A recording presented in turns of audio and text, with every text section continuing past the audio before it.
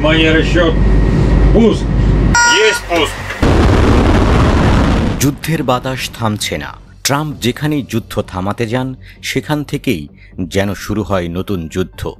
আবারও বন্ধু পুতিনের ঘাড়েই বন্দুক ঠেকালেন ট্রাম্প, দিলেন সেই পুরনো হুমকি, দেখালেন ভয়ও।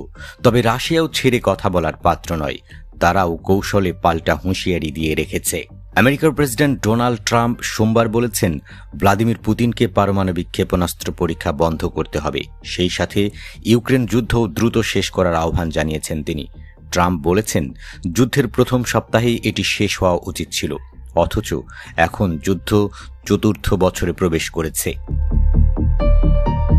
ট্রাম্প বলেন আমাদের পৃথিবীর সেরা পারমাণবিক সাবমেরিনটি রাশিয়ার উপকূলেই রয়েছে, তাহলে ৮,০০০ মাইলের রেঞ্জের দূরত্বে যেতে হয় কেন? রাশিয়া সম্প্রতি বুরভেস্তনিক পারমাণবিক শক্তিসম্পন্ন ক্রুজ ক্ষেপণাস্ত্র পরীক্ষায় সফল হওয়ার দাবি করেছে।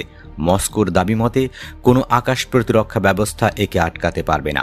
ট্রাম্প এ বিষয়ে বলেছেন যুদ্ধটি ১ সপ্তাহে শেষ হওয়া উচিত ছিল, এখন চতুর্থ বছরে রয়েছে। আপনি যুদ্ধ দ্রুত শেষ করুন, ক্ষেপণাস্ত্র পরীক্ষা নয়। ট্রাম্পের কথার পাল্টা জবাবে ক্রেমলিনের মুখপাত্র দিমিত্রি পেসকভ বলেছেন রাশিয়া নিজেদের জাতীয় স্বার্থের কথা ভাবছে, সে অনুযায়ী কাজ করছে। আমেরিকার সঙ্গে সম্পর্ককে ক্ষতিগ্রস্ত করার উদ্দেশ্যে এই ক্ষেপণাস্ত্র পরীক্ষা চালানো হয়নি।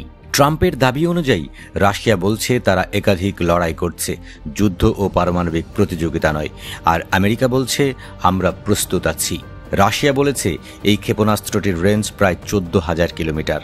ট্রাম্প বলছেন রাশিয়া এই পরীক্ষা করেছে রাজনৈতিক বার্তা দিতে, ফলে পুরনো হুমকি নতুন করে দিয়েছে।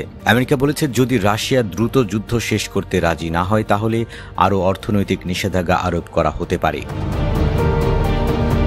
এই ঘটনার প্রেক্ষিতে ইউরোপীয় মিত্র ও নেটো সদস্যরা উদ্বিগ্ন। তারা বলেছেন এটি শুধু রুশ আমেরিকার মধ্যে এক নতুন পারমাণবিক বা রাজনৈতিক উত্তেজনা নয়, বরং ইউক্রেনে চলমান যুদ্ধকে এক নতুন রাজনৈতিক মোড় দেবে। সংশ্লিষ্ট দৃষ্টিকোণ থেকে দেখা গেলে ট্রাম্পের বক্তব্য একদিকে শান্তির আহ্বান মনে হলেও ব্যাকগ্রাউন্ডে তিনি রুশ সেনাবাহিনী ও তাদের অস্ত্র বৃদ্ধিকে লক্ষ্য করেই বলেছেন।